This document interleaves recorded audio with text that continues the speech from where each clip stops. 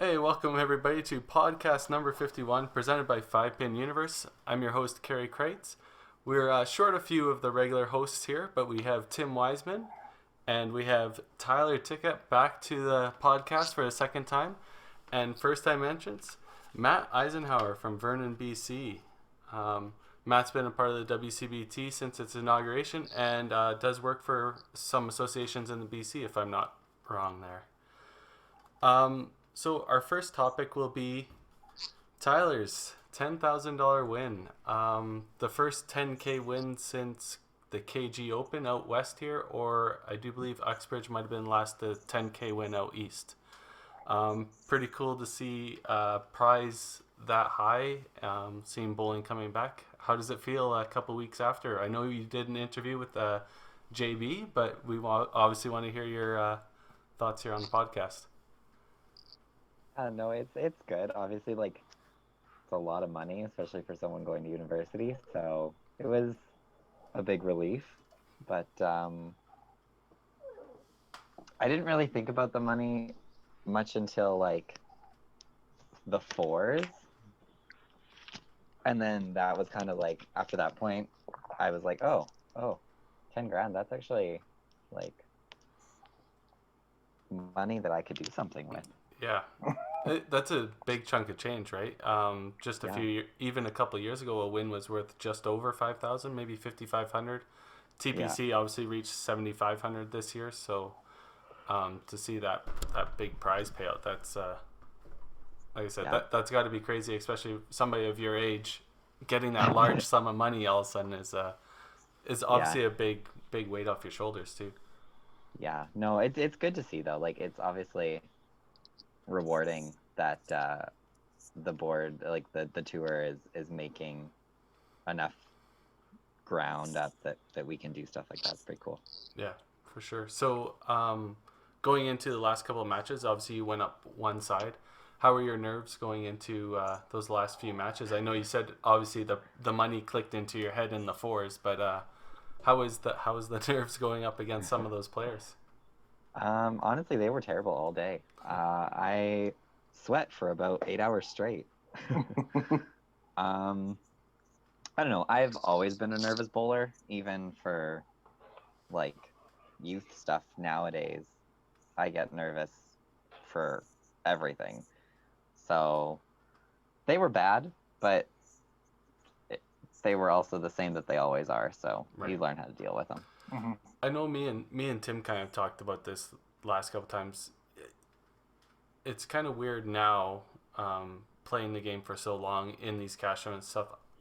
I guess I don't really feel the nerves anymore, and I wish I had that on edge feeling back when trying to make cuts and stuff like that, especially younger. I think that gives you a little bit of an edge, I think, more than being relaxed and just out and playing. Yeah, no, I could totally see that. Yeah, I agree with Karie there. You still get those glimpses of it, but not nearly what we used to by any means. And I don't think experience really can say that's the right way of feeling it, because if you have a little bit of nerves, I find that we zone in a little bit more, try a little bit harder. Not saying we don't, but I did notice on Sunday that I've seen you pace before, Tyler, but you paced a lot, and I think you probably burnt the carpet walking in the lounge the whole time. But I mean, you were back and forth there the whole time. Yeah. But obviously it worked for you. You kind of know how to handle your nerves a little bit better than majority of other people out there, I think. And I think that would put you one step ahead or more than us, right? Yeah. Matt, I have a question for you. I know, unfortunately, you weren't able to make the cut in Regina, but you made the cut at TPC and stuff like that. What were the conditions? Were you just not playing as well, or do you feel the conditions weren't, I guess, good for your shot at Regina compared to TPC, or? It wasn't the conditions. It was definitely me. I was battling a little bit of back pain the whole weekend, and that really played into it, especially in the last game of the last shift. I really started to feel it and just ended up coming up a little bit short. Yeah, even that last shift, I think there was 12 or 13 guys looking to break through the cut, and then all of a sudden you see that last game, about 5 guys kind of backed off the cut line because there was a lot of people sweating the number there for a bit, and then it kind of just fell away. Even though I do believe it was 9 people made the last shift cut. That's pretty unheard of for numbers like that. Yeah, traditionally it's 6. Yeah, maybe 7 that make it. Yeah, you get that 5 or 6 number in that last shift just because pace of play and everybody's pressing because they know what the cut is at and stuff like that. But I don't know if you guys listened to the podcast last week or anything like that, but what were your thoughts on the new number 268? Entries. I think it's great. Yeah. I think it's great. We have 2 that are doing so well with that. And we have to throw some kudos to Calgary. Calgary's gone up exponentially the last 2 years. Yep. And I can't see Red Deer being any lower than Calgary. I can see them go 220. Maybe hopefully even higher. I think the tour, when you have 100 memberships plus, playing for those 12 spots, and all you need is a top 4 finish to give yourself a chance with a decent showing in somewhere else, people are willing to go to all 4 in order to get that chance to play. So it's a little bit easier for us as centers to promote when you have the tour there to do it for us, right? 100 people, you're almost guaranteed 85 of them every time. It's just a no-brainer. It's going to just get revolved that way. Yeah, exactly. Your guys' thoughts? Yeah, it's nice to see like the number that high, but it's also nice to see the actual number of players, is up over 150, 160, getting close to 170 now even. It shows how much the tour is actually growing the game on the competitive side. Well, yeah, and like Tim said, 85 of those are probably tour members, right? So half of your individual players are tour members, and they're the ones putting in the re-entries because, like Tim said, you're trying to make the top 12, so you're willing to play a couple shifts to try and make that. And now, like Tyler winning $10,000, there's a lot of money out there that 2, 3 shift, 4 shift is not out of the realm for a lot of the players now. Because let's be fair, if you have a chance at $10,000, you're willing to spend 8 to get it, right? Or you should be. You should be willing to spend 10 times your money. That's a no-brainer. Mm-hmm. My thoughts. I mean, I know Tim, you only play 2 shifts. I don't know if there's a reason for that, or were you just not feeling it, or? Honestly, it's called ego. I've always since day one. It's never been, and then it's me in Desert. God bless his soul. He was actually being really nice to me down in Regina. A lot of it is ego. Back when we were playing with only 3 shifts and maybe 125 entries, you never want to be that 3-shift guy not make the cut. And then back then you were lucky to get your $200 back or whatnot, and then you make $50 for your first win. But I've always been that way. Is like if I don't have it, I always play split shifts. I don't never play Friday, or I never play Saturday. I always play Friday and a Saturday. I split it up and try to I'm way too out of shape playing 16 games anymore. I'm not gonna lie to you. But that being said, if I don't have it on a Friday and I don't have it on a Saturday, I don't feel like I'm gonna have it again to play another 8 games. Well, that's my theory on it, and it's not, and maybe a little bit of money too. Obviously, things have changed in my life, or maybe I'm not as frivolous as I used to be. I used to be able to spend a lot of money when I wanted to and didn't have to worry about it. Things have changed, and obviously I have different bills I have to pay. But I just think that deep down inside, I can't get rid of that stigma of 3 shifts. And again, I always believe if I can't do it on a Friday or I can't do it on a Saturday, I'm okay with it. And maybe that's something where we talked about nerves and everything like that in the past. In the past, I would almost be worried about failure in a way, and that would motivate me because you never want to be that guy not to make the cuts, right? Nowadays, you have it's only a quarter of the people that make the cut nowadays. I've kind of maybe it's part of my game where I'm lacking right now. I'm okay not making the cut anymore with the amount of people, and I shouldn't be that okay with that. And I should want to be that way, but I'm not right now, I guess. And I think that's probably what's lacking in my game, to be honest with you. Right. So that's a long-winded explanation. Yeah, I was just gonna say the tour is evolving, Tim, and from what I've heard, you made a few changes here and there. Maybe soon you'll be a 3-shifter. You just wait. You're evolving, kid. You're coming along. Yeah, you know what? Yeah, you keep hoping. But hey, you know what? I play every event. I play Thursdays and I play Friday nights and I play all of them. And it's a long weekend already as it is. And maybe in my own center I'd probably play 3 shifts. I would. But I have other things on the go there too, right? So I probably could have done this year. Desher got already qualified on Thursday. I probably could have done all 4, but that's beside the point. Yeah, no, for sure. Yeah. You guys have any more thoughts about Regina? No, I agree with everyone. It's I look less at the 260 as the whole, even as great as that is, and more at the 150 individual, and that's pretty cool because it used to be 150 with all the re-entries. And same thing as Tim, I only play Saturday to avoid falling down that hole of playing 3 or 4 shifts.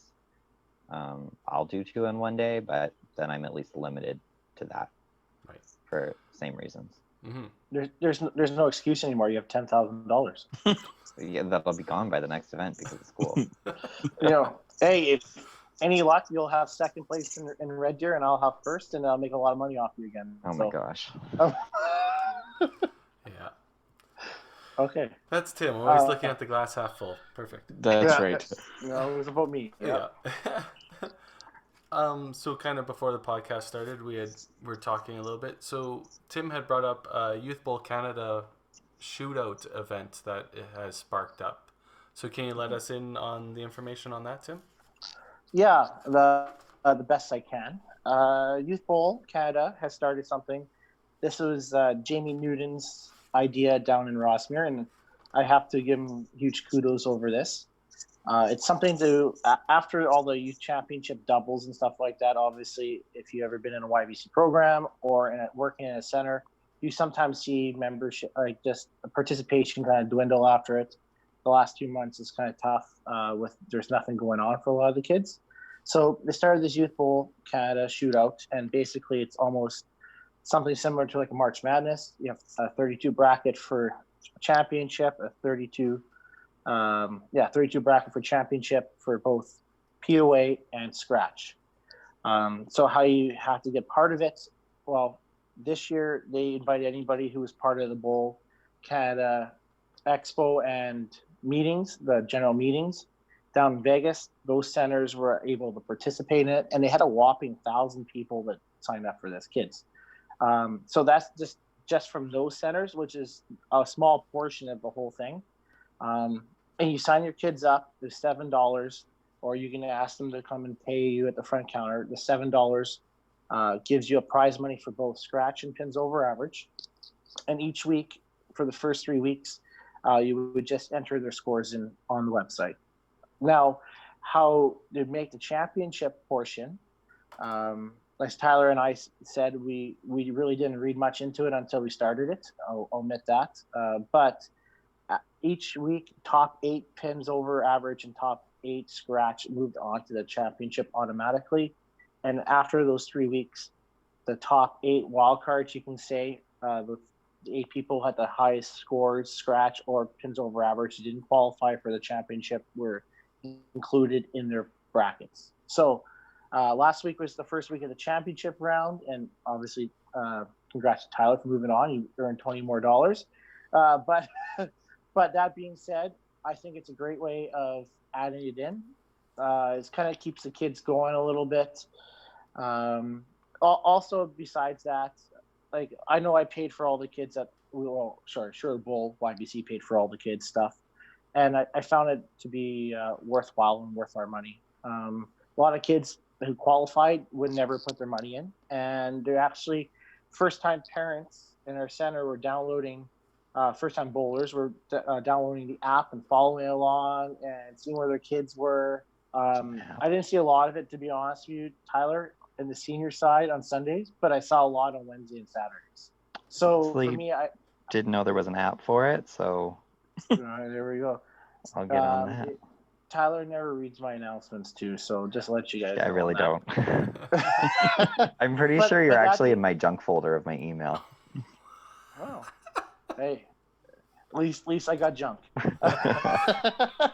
That being said, I think it's a great thing. The only problem I had with it, and I know they're aware of it, scratch scores for both were not separated by division. It's straight, like Tyler was beating up on a bantam.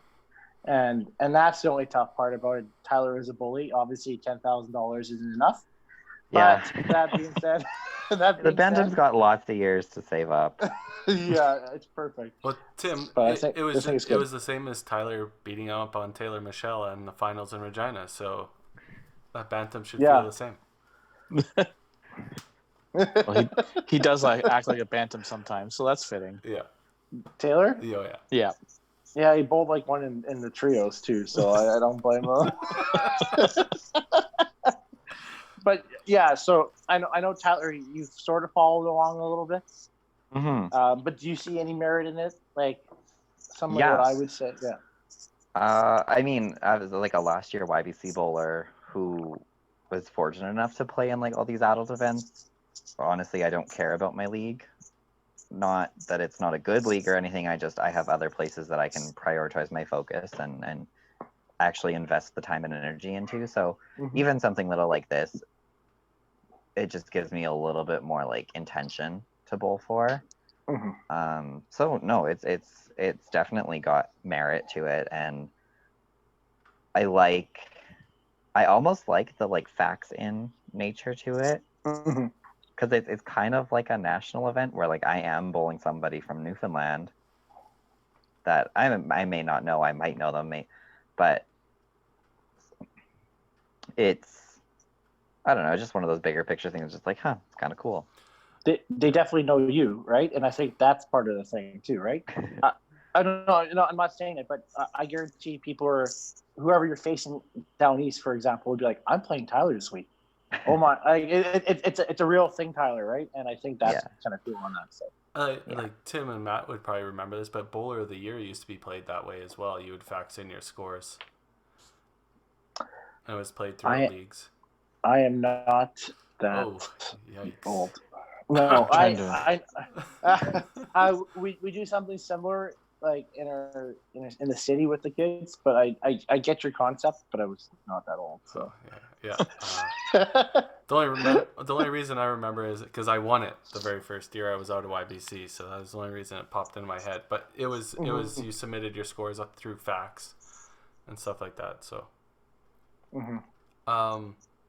do you see this tournament evolving instead of a 32 player bracket into like a 128 player bracket? Because you said there's 1,000 of the selected centers. Like, how big of the entry level will be if you involve all the Youth Canada centers, right?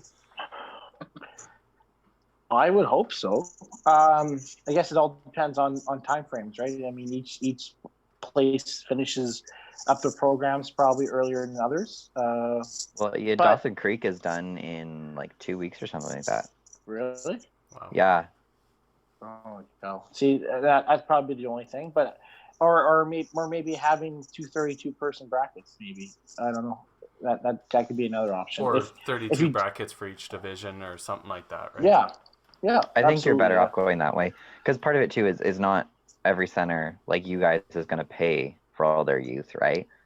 So you'd have to. It's some of those smaller centers. It's just a matter of getting kids involved. So it could definitely get to that point, but I think you're better off short term looking at that 32 for each division instead of 128 for everybody. I think it's a great concept. I think that's a pretty cool idea. Just another way to get the kids engaged, right? Exactly, and without having that huge travel expense, right? Right. And like Tim said, a kid in Northern Ontario could be playing Tyler, and probably never played him personally, but happens to know his name. Think it's pretty cool, right?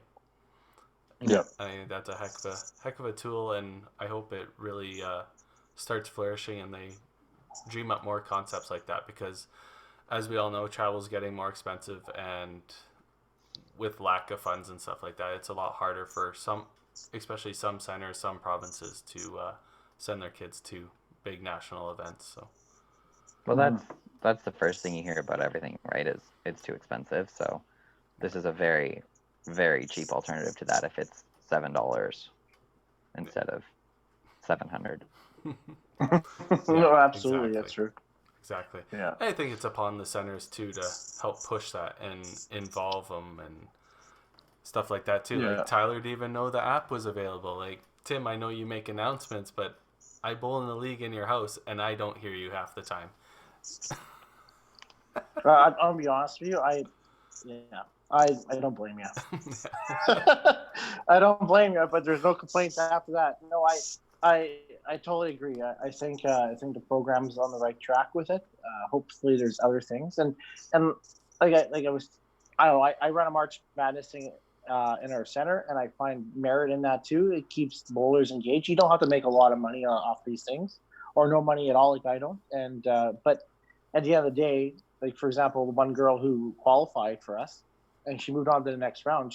Her sister's so excited about this, she started bowling, right? And so you see that kind of little trickle down effect a little bit, right? Well, like you said, it keeps bowlers engaged in league. A lot of people are there for the fun and the entertainment value, but if you can add a little competitiveness to it, especially if maybe they're not part of a competitive team, but they are a little bit competitive, they have something else to play for while they're playing league as well, right? Yeah, it's a Absolutely. heck of a tool. So we'll jump right into our special guest questions here. So That's me. Mr. Eisenhauer, bowling mentor growing up. I would have to say that, like, I took some years off of bowling in my younger years, and then when I came back, I was an adult. And one person that really helped me was Ivan Soroka. We used to spend hours and hours in the bowling center, just playing games, just talking bowling, right? Yeah. Really helped. Cool. So he was a local player? Unfortunately, I don't recognize the name. So yeah, he's part of the family that owns the center in Vernon. Okay. Yeah. Cool. So your favorite tournament? It's a toss-up. Like, I love playing a TPC, I really do, but I've always been more of a team player, and I just love playing the Open. Just something about it. Yeah, for sure. Yeah. So what? I know you say there's something about, but what specifically do you like the most about it? I really like playing head-to-head as a team. You know, you got 6 guys that get together, and you all got one goal in mind, right? Right. And it's just, I don't know. I don't really have the words for it. It's just the camaraderie. The camaraderie, yeah. There's that, and you know, you get to beat up on your friends, you know, for a weekend. True. Nothing better than playing somebody that you may play with or travel with for the cash tournaments, and then you get the bowl against them for a specific team event. That's pretty cool feeling. Yeah. Nothing better than beating up on the Wisemans at the Open if I ever make it again. That's all I look at. Do you have a toughest match or favorite match? It doesn't even have to be a toughest match. You know, I think because we've gone back and forth and beat up on each other so many times, I'd have to say Matt Schultz. He says, you know, one of the games we played against each other at Masters Nationals is still one of the best matches he's ever played. So definitely Matt Schultz. So then that leads me into one of Weber's questions is, if you were to pick anybody in the history or present of 5-pin bowling to have a match against, who would it be? Oh, that's a tough one.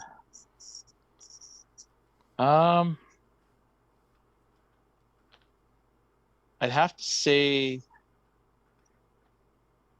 you know, if I could ever play against him again, I'd have to say I'd want to play against Dave Gorley again. Right. That guy is just, he was almost unbeatable sometimes. Yeah, I remember the year he won the Autumn Open. It was pretty ridiculous. Yeah. He was rolling over everybody. I'll extend that question to you, Tyler, because I don't think we had that question when you were on last time. If you were to pick anybody in the history of 5-pin bowling or present, who would you play against? Huh.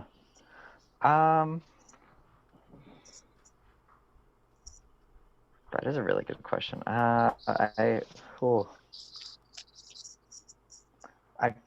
kind of want to be cheesy and say Bruce Mortar. I never got to see Bruce Mortar play at all. Right.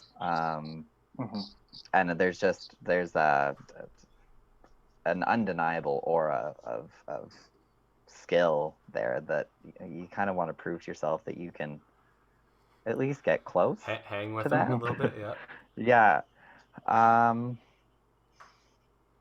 You know, I really liked playing Len Anseth, and I have a lot of fun playing against him because I can tend to be a faster bowler too, and it really makes me like look at my game and be like, okay, where is that sweet spot of like being slow enough to stay in my own game and like not let Lenny get in my head and like have our match over in 11 minutes.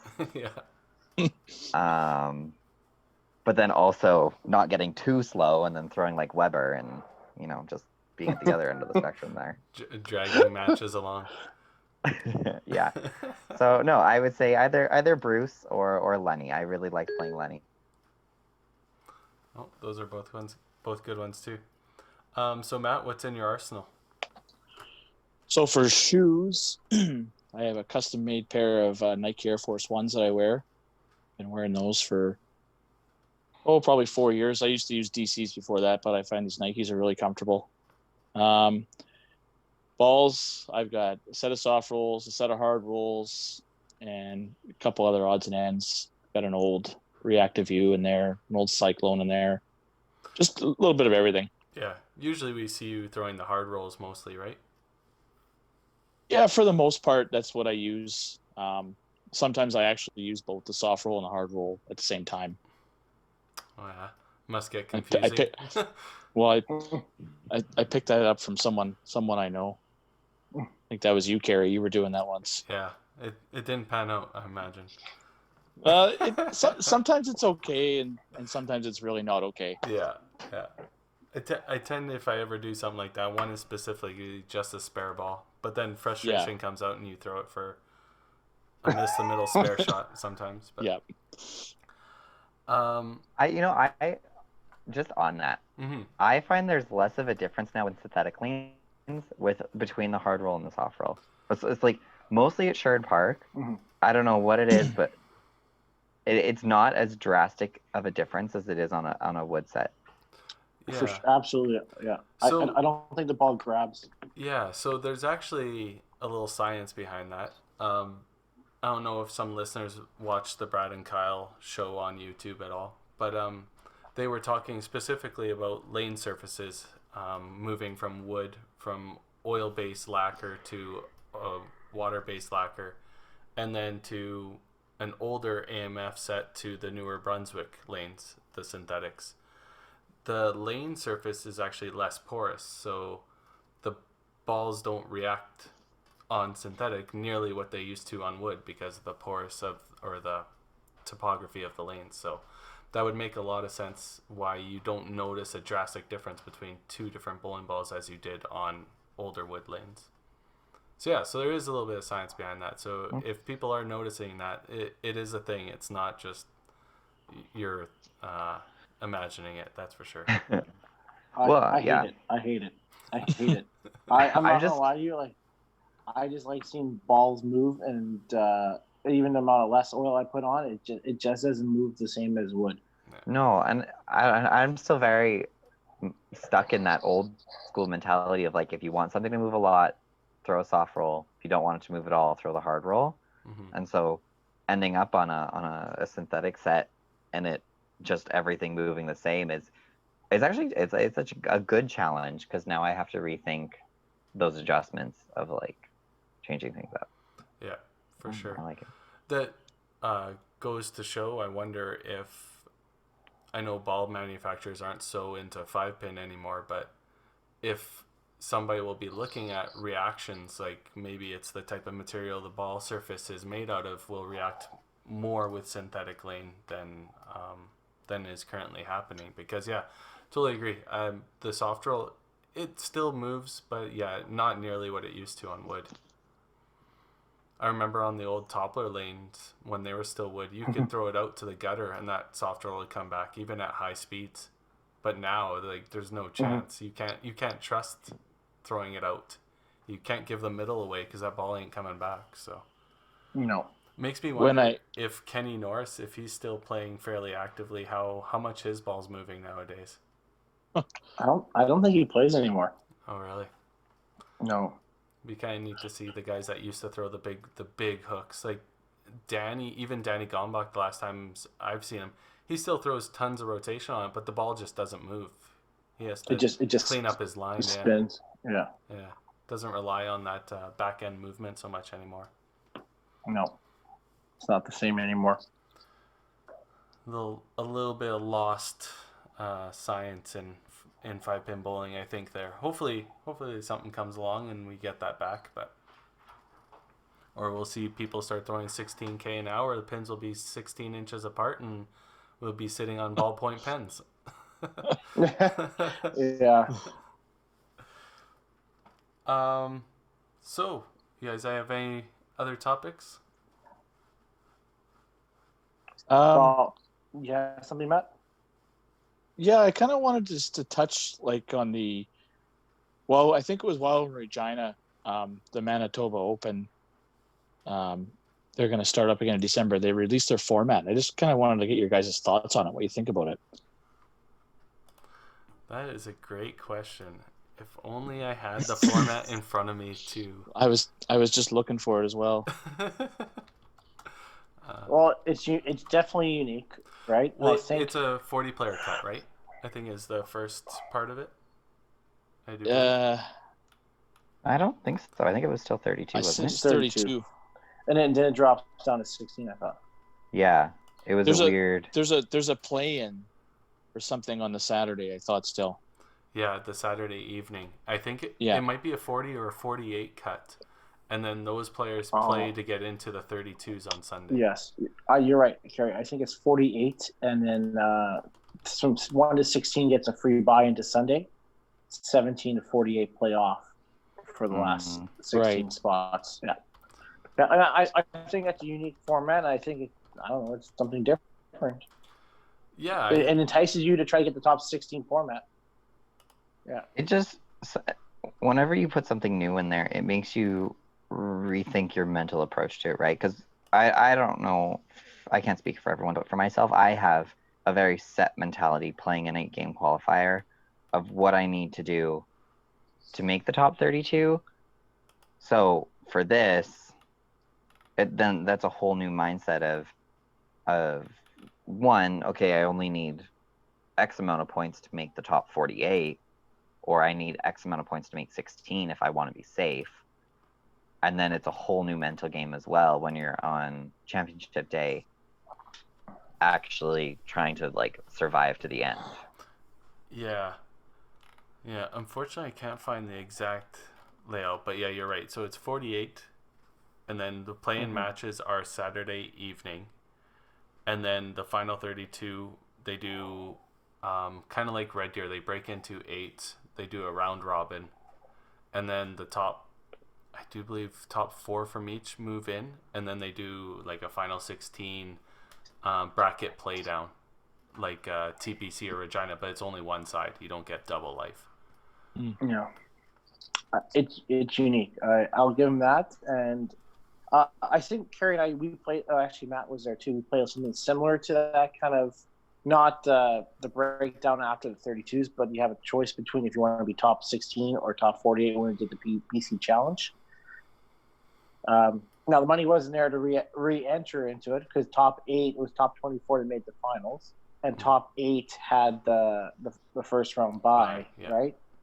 But there wasn't enough money to see how that would work out, where people would double enter and be like, "Hey, I want a better seed," right? I can see people re-upping. I can see Mike Herbert re-upping because he doesn't want to play the 32 playdowns. He wants to get the top 16. So that could possibly make a difference. Yeah, I totally agree. I think like if you know you're going to be in the 48 and you played one shift, you may just throw in a second shift just to see if you can break into that top 16, right? Mm-hmm. It's not far out of the reach. I think any new unique format, as long as it's not I don't know how you say it, as long as it's not detrimental to players. It has to maintain the integrity of the game. Yeah. As long as it's not a crazy format like, the 48s are going to be a no-tap breakdown. Like, as long as it's not something drastic like that, I think a new format is what the game needs, because we can't have another TPC Regina, right? Well, your format's pretty much the oldest format that everybody uses across all these new tournaments, right? That's fair, yeah. Yeah. So to see a new format's pretty cool. I do want to put on the record we had it first. Rose Bowl's was around way before the Regina Classic, so yeah, it's not on us. But when it was changed to TPC at Sherwood, nobody would have shied away from a format change, but you guys like the way things are always done. I hear you. It's fine. Yeah. Hey, what's worked in the past, we keep it the same, right? Hasn't worked for you. Wow. Fair. Hey, you'd be nice, little rookie over there. Yeah. Yeah. No, I really think this Manitoba Open thing is going good, and nothing but good thoughts in Regina from everybody I talked to that's thinking about going and playing it too. So. Mm-hmm. Wish they would change the weekend. Is that finals weekend? Yeah, or it's like right before, but okay. So it's just. You can study after you make the cut. It's fine. Oh no! After he wins his 10K. Yeah, you know what? Actually, Tyler, don't come. We might have a chance to win. So, just saying. Hopefully, it's not a keeper league, right, Tim? Yeah, no keeper league. You know what? I'll give that guy props. I was on his case for a good 6 months about how bad he's been, and you know what? He stepped up for my team, and we did well. So I give him props there. Yeah. I just like to make you sweat. Yeah, I hear you. But yeah, no, I think Regina, Winnipeg's gonna go over great. I think it's local support should be there. I hope, and I'm a little bit out of bounds when I say this. I hope everybody down there just gets along and just supports the event, because it's for bowling, it's for Winnipeg. It's not for St. James Lanes. It's for everybody down there, and I think it's going to be a great thing if you guys, because they need it down there. They need something positive to come out of that city, right? Yeah. And I think this could be definitely it. And kudos to St. James for stepping up and possibly taking a hit on this weekend in December, right? That's prime time, yeah. Yeah, prime time for those Christmas parties and all that stuff. We know St. James is going to put on a great tournament. We just hope it pays well for them. So all those listeners, all those bowlers going to it, help support them while you're there. Don't ditch after your shift and go hide and show up back Sunday. Maybe spend a little money in the center and help them out, right? Yeah. So I did find the format. Perfect. So the top 20 automatically move on. 21 through 48 both play in the play-in round, where they're split into 7 groups of 4. And then they play a 3-game round robin with the 50-point bonus for the win. The top bowler in each play-in group, plus 5 wild cards, the next 5 highest pinfall scores, including win bonuses, advance to the final 32. Wow. So then they play, like Red Deer, they play a round of 32 with 4 groups of 7, or 4 groups of 8 with 7 games. And then the top 3 bowlers in each group, plus the next 4 highest scores across all groups, will advance to the 16s. And the 16s, like you said, is a single-sided bracket. Yeah. And I think it's 3-game matches till the final. The final's a 4-game match. Final is 4-game total pinfall. Yeah. So those wild cards are huge, right? Because you could be stuck in a horrible group with some of the best players and not squeak out matches, but you might be playing well enough that you can get in as a wild card. Right. Yeah. There's always a bracket of death, right? Oh, yeah. Every time. Yeah. That was last year in our group there, Tyler and Red Deer. It was a group of death. It was a good one. Yeah. It's good. And they are running 4 qualifying shifts. How many lanes at St. James? Do we know? 16, I believe. 16. Okay, cool. Touching back on something you said earlier about that, the like playing to get a better seed. Do you think that's something we're going to see more often now with the higher cuts and people just wanting to be safe? Because I mean, someone like Mike double qualified, and I haven't been playing these events as long, but I haven't really seen that before. You see the ones that are, they're 23, 24 after 3 shifts, so they play the last one, and then the way that it shakes out, they're 31 and whatever. But do you think that's something that we'll see more, where someone's 17 and they play again? Because I believe you will, because the cut money's there. So somebody that doesn't feel confident will play again. Where Mike Lecoussier was a prime example of it. Back a few years ago when cut money was $200, $250, Mike would sit on a shift because he think it would be close, and he wouldn't worry about playing again. And 9 times out of 10 he was correct. He would get in the cut and you get your $250. But now, like, it cuts $500. Are you willing to take that chance to lose 2.5 times your money? I don't know. I think Regina was a little bit, the players that re-upped were a little bit special exceptions, I think. Tyler, and maybe I do see Karie's side of it too. But Mike, for example, Mike would rather play another shift than go to the casino. So that was his part of his theory too.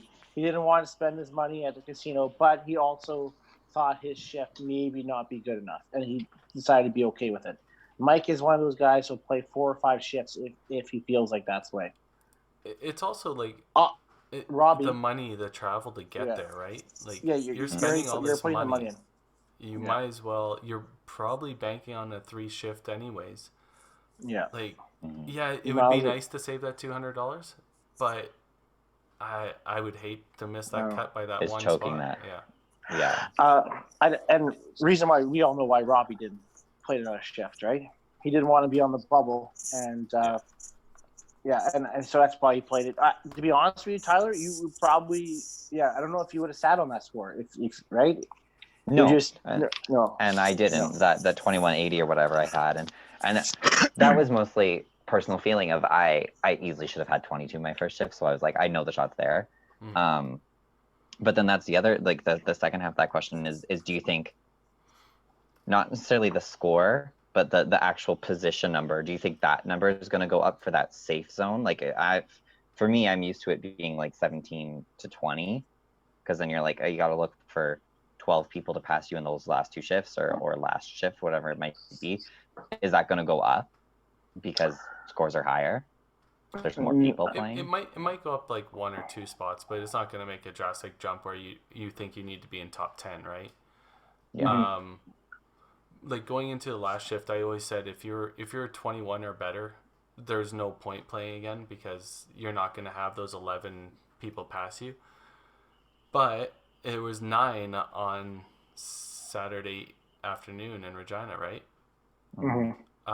So you just, I know pace of play, but just the amount of players and the amount of depth of players now is getting to the point where you have 150 players, 160 players, but 100 of them are very quality shooters that will make the cut a lot of the time. So for them to play that last shift, it would be hard to say that you wouldn't say 11 people are going to pass, right? I do have to bring up a point in TPC. I always say to Karie, only 6 people make it in the last round. And then Carrie's like, I bet you beer that is going to be, I bet you beer is going to be more than 6.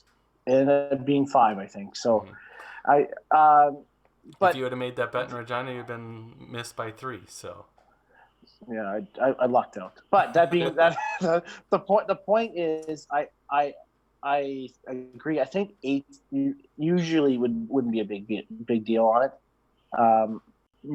But again, I probably wouldn't be playing a third shift. But that being said, I had a hard time reading the shifts for a while because we were so used to 3 shifts for so long, right, Tyler?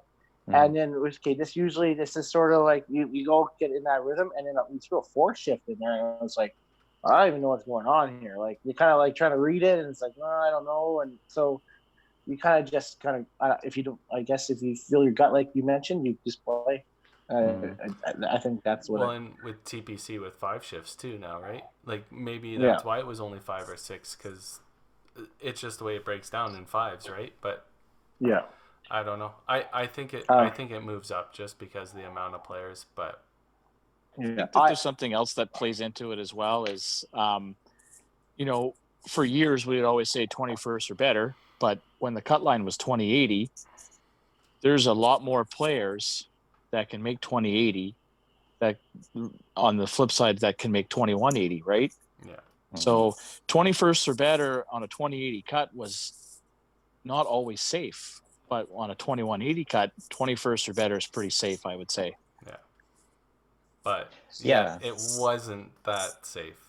it could have easily fell out, right? Yeah. I guess you can look at numbers too. I mean, you had 125 players playing the 2080 cut. 125 entries playing the 2080 cut, right? Right. Now you have 150 players. I don't know. It's one or the other. I think it's more important. Don't worry about the score. Just worry about where you are in the standings, more or less. Yeah. People were in there. Honestly, it was funny after we played Friday afternoon, played Bakers. I looked at the thing. I was like, man, it's not going to be 2,200, and it's nothing against the scoring there.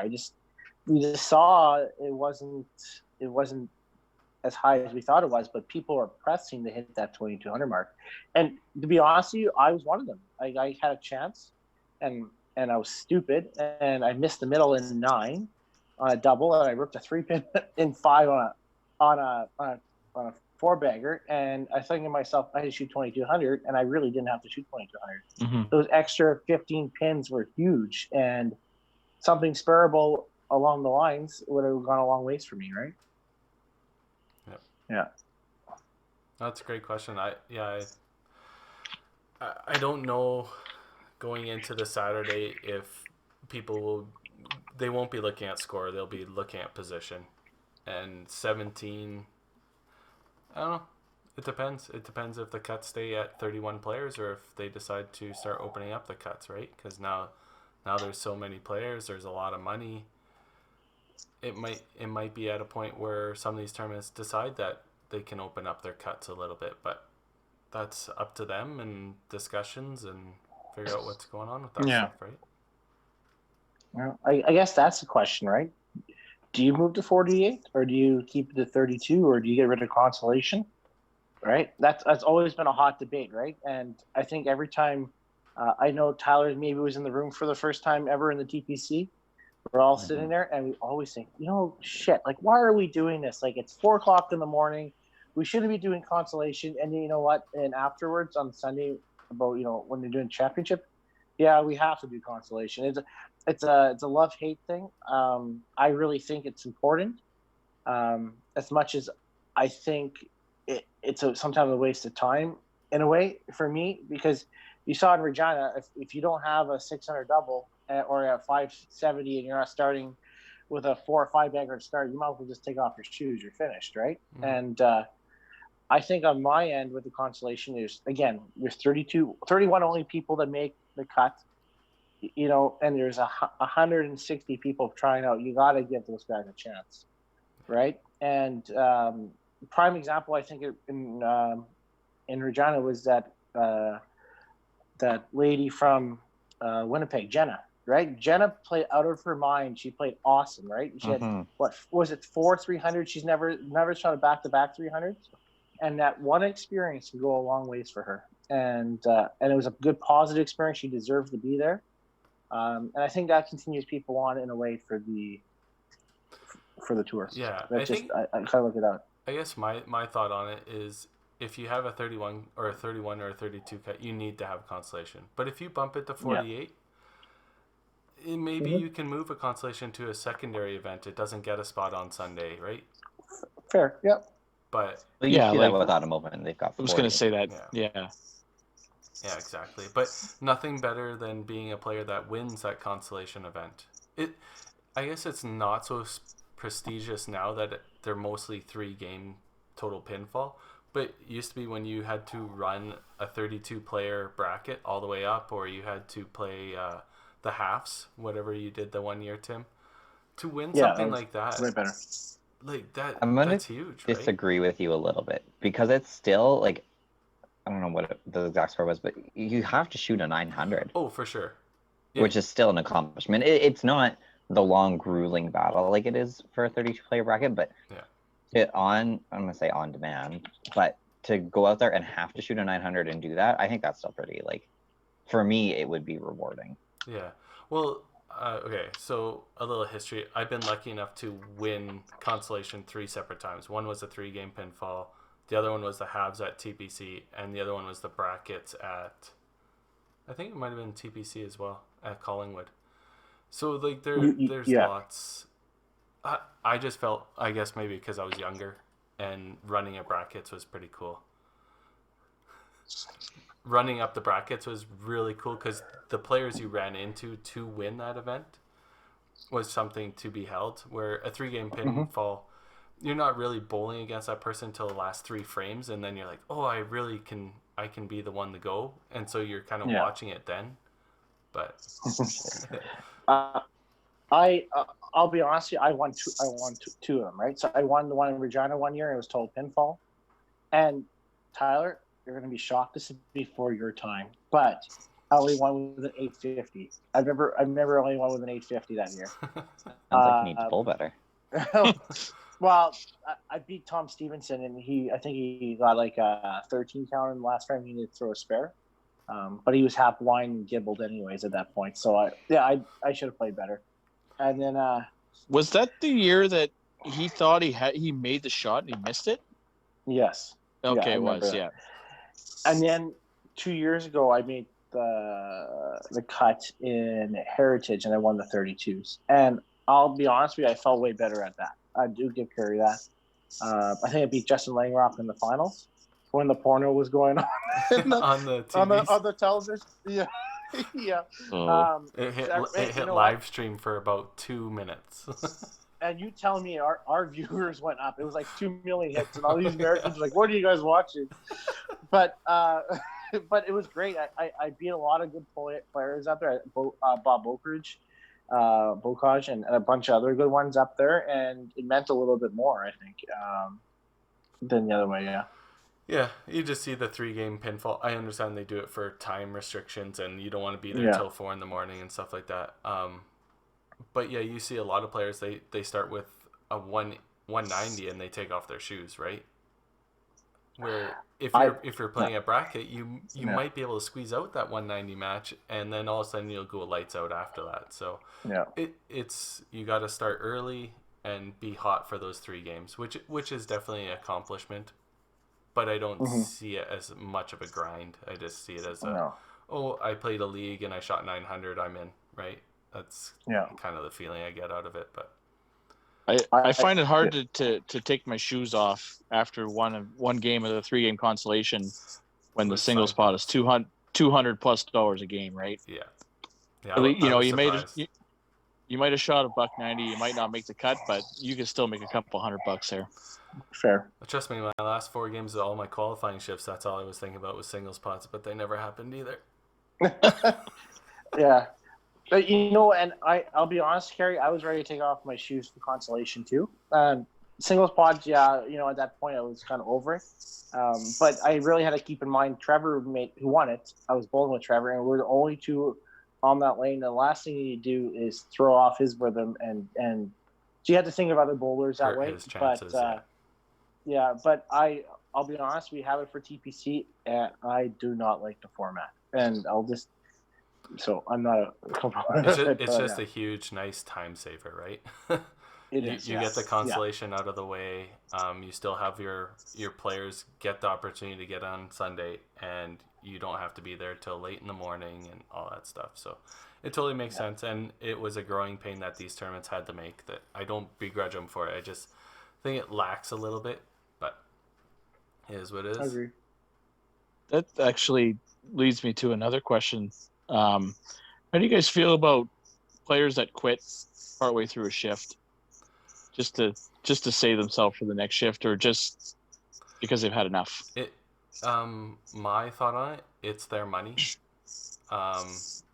You're more than free to throw it away if you want. But in hindsight, it's when you're playing on a set of lanes with 7-8 other people, it's their money too, right? It changes the whole dynamic. For sure. One person on a set of a set of 8 players isn't such a big deal. Like, I wouldn't do it if it was a 2 and a 2. I wouldn't quit on a lane. But you also could get stuck on a lane with Adam Weber, and that changes your dynamic of the whole shift, right? Mm-hmm. So it's a random draw, and you're taking your chances, and maybe you get stuck on a guy that is super slow, or you get stuck on a lane with like 5 or 6 really fast players. It's all a random draw, and that's what you're taking your chances on. Yeah. Thinking about that, I would like to say, I'm torn, but I'll be honest, probably on Karie's side of it. It's their own money, but you have to look at the situation they're in. If somebody's running really hot and you know what, he's doing really well, quit after the game. If it's 3-2 and you know what, you're on a team of 2, don't quit on the guy. Figure it out. But you know, the other way to look at it too, I did. This is coming from Sean Smith. We talked about this for the Open one year. Was how do you want a guy to be playing that shift, and he's boozing it up, and he's being a dink about things. He's lobbing balls, he's smashing shit. He's been a huge disruption. You know what? If you don't want to bowl, just go away, right? And it's probably better off that way before he does something like that. I'm perfectly okay with that aspect. Just. If you're ready to be upset, then just time to walk away, I think. Now, if all these tournaments were under the regulation of, say, like the WCBT, where they make judgment calls, they hand out fines and stuff like that, then I think it becomes a professional thing, right? If you quit, there's a suspension, there's a fine, and then the tournament moves on. So there's repercussions of them doing that. Right now, there isn't. They literally just let their $200 go and they play the next shift. But if we are to make this a super professional, or not super professional, make it an actual professional sport and tour, then I believe there should be a fine for quitting halfway through without a medical reason, right? I agree. And the other reason why I don't quit either is because it's pure reputation, right? Last thing you can do is be that guy who quits. Just because he's upset, right? I'd be okay with fines, Gary. I'd be okay. You can't really. I don't know if you can really do definitely for the members. That there's one thing for the members. Maybe not a monetary fine, but maybe it's a point deduction, right? Well, point deduction doesn't matter when you're going to quit, anyways. Yeah, but that's not the only tournament you've played, and. I was gonna say, if you have points from another tournament, you could lose them there for sure. Yeah. Oh, okay. You meant by standing. Yeah, points. your total points for the year, like a point deduction. Right. Yeah, 5-point penalty or something instituted that way, or a percentage penalty or something like that, right? Yeah. Yeah, that's definitely something that could be discussed and talked about, right? I'm all for making it more professional, and if it has to go that way, I'm okay with handing out fines or deductions for being stupid and belligerent or quitting. Like, there has to be. I know the tournaments themselves kind of police themselves quite a bit, but they can't be everywhere at once. Where if the WCBT could do that, there's membership playing the whole time, and they just file a complaint and it gets reviewed, and that's what it is, right? Twice now, Michael Liston hit a ball return. He got nothing for it. Yep. He's such a good guy. Yeah, not anymore. Yeah, not anymore. Hothead. Yeah, but I completely agree on you that, right? And it probably honestly helped the centers out. It would help us out. I know that. I mean, we did the Band-Aid thing one time. Yeah. And that went over really well until Monday morning. We were finding Band-Aids everywhere and months later. But that being said, it does help us out, and it makes us have some kind of grounds instead of just being those jerk proprietors, right? Mm-hmm. There's a reason for it, and I know we talked about it, but the Friday afternoon shift was absolutely dreadfully long, and a part of it was this stuff, right, going on. Probably would help that out too. So yeah. I'm gonna call it like an old boys club, kind of like what Tim said with the Band-Aids and stuff. Is kind of something that people just used to do, and it kind of was, oh, they quit, crappy thing to do, but it's what people did. Whereas now, like with the Band-Aids, and if you started putting a fine, that it brings people's attention to it. You say, hey, that's not cool. We don't appreciate that. It hurts other players. It might not necessarily change their mentality of the game and the sense of that, like, oh, I'm out of it, I don't want to bowl anymore.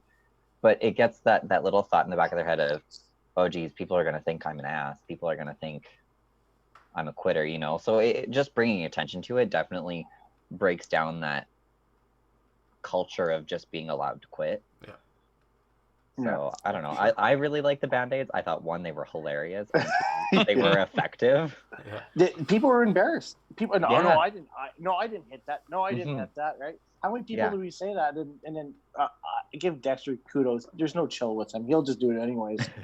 But I agree completely on that. And honestly, I think the hardest part. You're right about the old boys. Some of our mentors in here in Edmonton, and some of the people that we still bowl with, we can guess who they would be, right? As soon as they get called out, maybe on a warning or, hey, your attitude's bad, they get defensive over it. And, well, that's all it takes for anything, right? 3 or 4 straight years, I got warnings at the Open, and you know what? I probably deserved every single one of them. I didn't fight it because I was being a jerk, right? And if you're going to be a jerk, you deserve to be called out on it. So. Well, yeah, that's exactly it. That's what it takes for anything. When someone's being a butthead, is you call them out, you address the problem, and it usually helps. People don't like to be embarrassed. Yeah. So. No, not at all. Yeah, it may not be so much the monetary or the points deduction. It's the, oh, that guy, he's getting called out right now. He's getting a piece of paper. Or I don't want to be that guy. Being called into the meeting room because there's a complaint about them or something like that, right? The old principal's office stigma. Mm-hmm. I think it'd be great. I mean, Mitch actually brought up a good idea about somebody like the XFL does. Have an online reporter. If you had somebody going down there and, hey, why did you smash his ball return? You have a recording, ask him to give him a little bit of interview. All of a sudden, they're going to be a little bit embarrassed with it, right? Either that or they go like Matt Eisenhauer at lunch and smash my phone on the ground, or get out of my face, right? I mean, it just. I think it'd be made for television there. That's right. Just pushing cameras out of their faces. Yeah, Kenny Rogers style. Perfect. Yeah, get that out of my face. Don't put a camera in a guy's face when he's hungry. Yeah. Okay. Well, I think we're gonna wrap this podcast up, guys. We are over an hour. I can't thank Tyler enough for coming on short notice. Matt, thank you very much for being our special guest. And enjoyed being here. Good luck at the Open. I do believe that's your next big tournament.